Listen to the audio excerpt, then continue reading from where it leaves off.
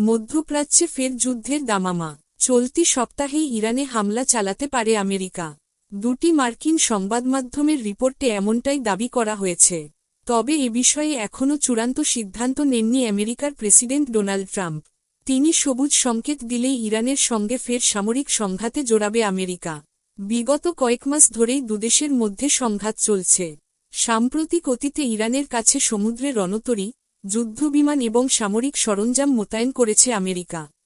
মার্কিন সংবাদমাধ্যমের প্রতিবেদন অনুযায়ী, আমেরিকার সেনা হোয়াইট হাউসকে ইতিমধ্যেই জানিয়ে দিয়েছে যে, তারা সপ্তাহের শেষের দিকে ইরানে হামলা চালানোর জন্য প্রস্তুত।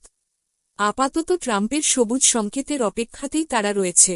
মার্কিন সরকারের উচ্চপদস্থ এক আধিকারিকের কথায়, চলতি সপ্তাহেই ট্রাম্প কোনো সিদ্ধান্ত নেবেন কিনা, তা এখনও স্পষ্ট নয়।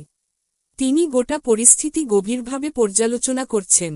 বর্তমানে পরমাণু চুক্তি নিয়েও ইরান এবং আমেরিকার মধ্যে আলোচনা চলছে।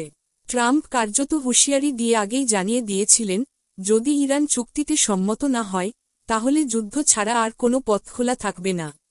ফ্লাইট ট্র্যাকিং ডেটার রিপোর্ট তুলে ধরে সংবাদমাধ্যমের তরফে জানানো হয়েছে, গত 48 ঘণ্টা F-16, F-22, F-35 এর মতো একাধিক মার্কিন যুদ্ধবিমান রওনা দিয়েছে মধ্যপ্রাচ্যের নানান সামরিক ঘাঁটিতে।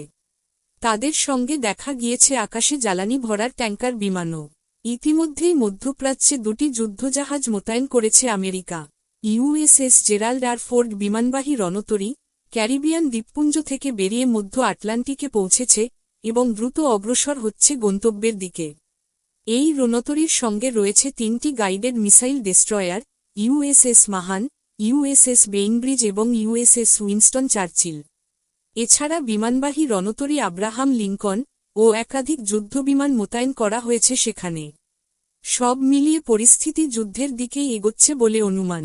এবার চলতি সপ্তাহেই সামরিক সংঘাতে জড়াবে কি না দুদেশ, সেটাই এখন দেখার। পরবর্তী এমন খবর পেতে চ্যানেলটি সাবস্ক্রাইব করে রাখুন। ধন্যবাদ।